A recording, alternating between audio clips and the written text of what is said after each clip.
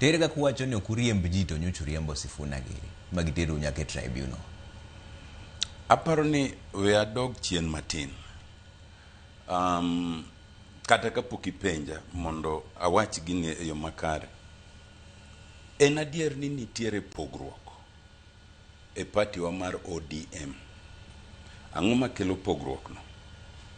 Jomoko seche moko penjoga ni mitaka en ni jomoko dwaro mar igi.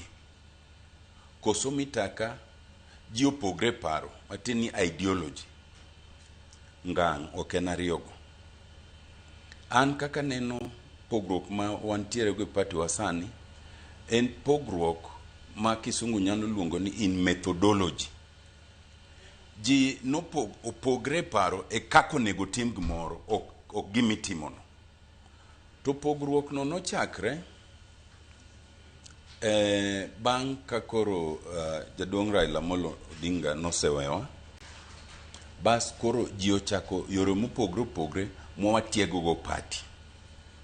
Achiel kuom yore manochak en ni watim gima waluongo ni regional meetings. Mano watimo moko, kata mana Nyanza nwatimo moro.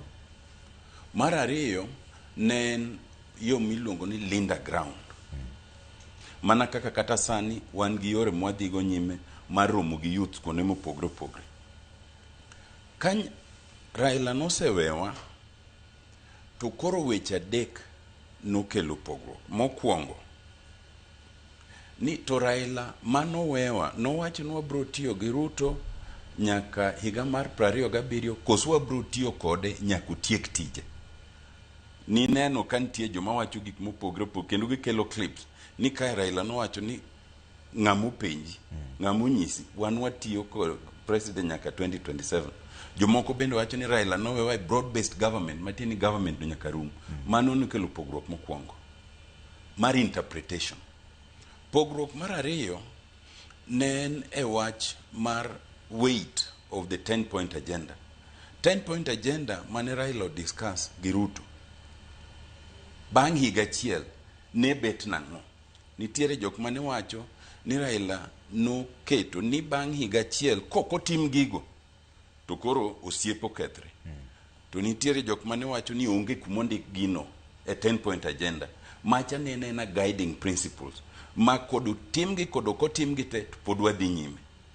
Then pogruok mar adek makore mane duong' ahinya en wach mar dok Ruto e tamne mar ariyo.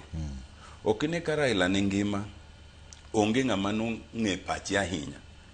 To wan kaka nwang'eyo ni kuma Raila wacho nwa emwadhiye. Maka Raila nowacho ni 2027 ochung' to wanur bang'e.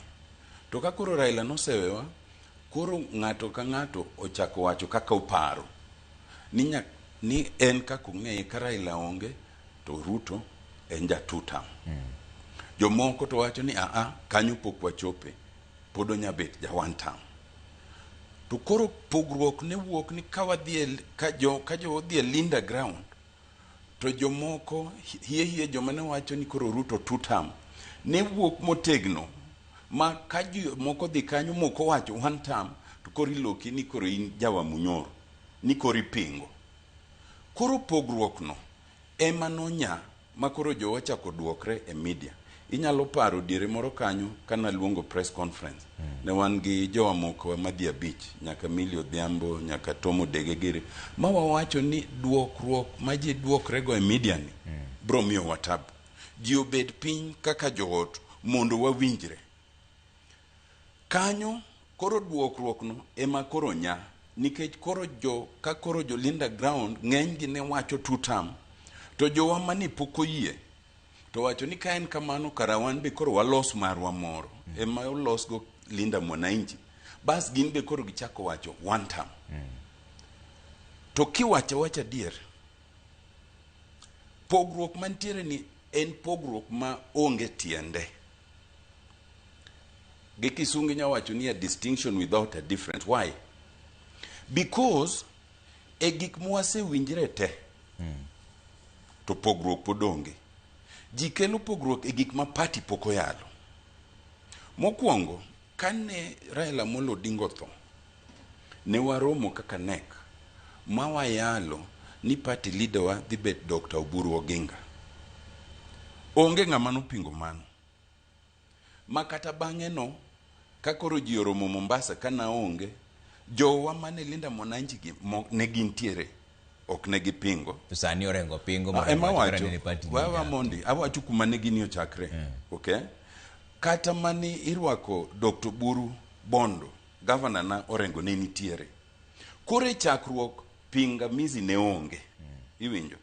Mar ariyo, ne wayalo kendo wakadho, ni mondo wadonje negotiations gi UDA. First. To kawa winjre, to nikare, to kwa winjre, to wamanyo any other like-minded party. So far, up to such a differences gine wuok, onge ng'ama nopingo mano. Okay? Bang'e no, gik moko adek moseyal kakoro pogruok osebiro. Moro en golo Jaduong' Sifuna gi Osotsi, mano yal. Mar ariyo en ni devolution mondo koro med pesa to 450 billion. To mar adek en ni political parties fund 12 billion marwa ma sirikal onego miwa, ma adego to yal bany. To king'i ariyo mokwongo ka, ne onge pogruok. Pogruok koro donje e wach 2 term 1 term ni. E kaka koro jogi odhi koni, to koro weche medre, ma koro kada Linda Mwananchi wacho ni gino gi recognize Dr. Buru kaka party leader, yeah? O gi yie gi wach 2 term. But here,